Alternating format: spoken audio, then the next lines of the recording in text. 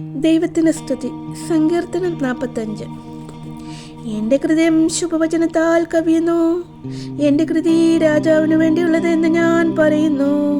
എൻ്റെ നാവ് സമർത്ഥനായ ലേഖകന്റെ എഴുത്തുകോലാകുന്നു.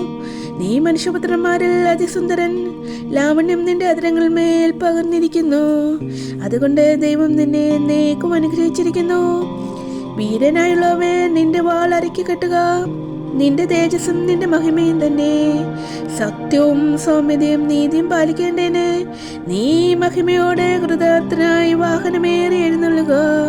നിന്റെ വലം കൈ ഭയങ്കര കാര്യങ്ങളെ നിനക്ക് ഉപദേശിച്ചു തരുമാറാകട്ടെ. നിന്റെ അസ്ത്രങ്ങൾ മൂർച്ചയുള്ളവയാകുന്നു. ജാതികൾ നിന്റെ കീഴിൽ വീഴുന്നു. രാജാവിന്റെ ശത്രുക്കളുടെ നെഞ്ചത്ത് അവ തറയ്ക്കുന്നു. ദൈവമേ, നിന്റെ സിംഹാസനം എന്നേക്കുമുള്ളതാകുന്നു. നിന്റെ രാജ്യത്വത്തിന്റെ ചെങ്കോൽ നീതിയുള്ള ചെങ്കോലാകുന്നു.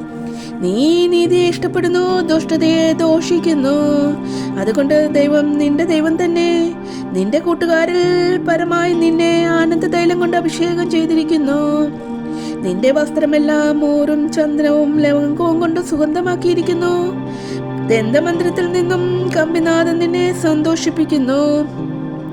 നിന്റെ സ്ത്രീരത്നങ്ങളുടെ കൂട്ടത്തിൽ രാജകുമാരികളുണ്ട്. നിന്റെ വലതുവശത്ത് രാജ്ഞി ഓഫീർ തങ്കമണിഞ്ഞു നിൽക്കുന്നു. അല്ലയോ കുമാരി, കേൾക്കാൻ നോക്കുക, ചെവി ചായ്ക്ക. സ്വജനത്തെയും നിന്റെ പിതൃഭവനത്തെയും മറക്കുക. അപ്പോൾ രാജാവ് നിന്റെ സൗന്ദര്യത്തെ ആഗ്രഹിക്കും. അവൻ നിന്റെ നാഥനല്ലോ, നീ അവനെ നമസ്കരിച്ചുകൊള്ളുക. സോർ നിവാസികൾ ജനത്തിലെ ധനവാന്മാർ തന്നെ. കാഴ്ചവെച്ച് നിന്റെ മുഖപ്രസാദം തേടും. അന്തപുരത്തിലെ രാജകുമാരി ശോഭാപരിപൂർണമാകുന്നു. അവളുടെ വസ്ത്രം പൊൻകശു കൊണ്ടുള്ളത്. അവളെ ചിത്രത്തയിലുള്ള വസ്ത്രം ധരിപ്പിച്ച് രാജ്യസന്നിധിയിൽ കൊണ്ടുവരും.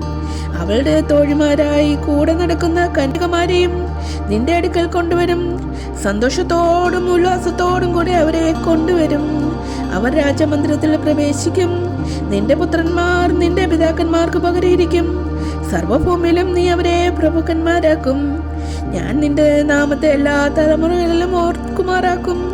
അതുകൊണ്ട് ജാതികളെന്നും എന്നേക്കും നിനക്ക് സ്തോത്രം ചെയ്യും.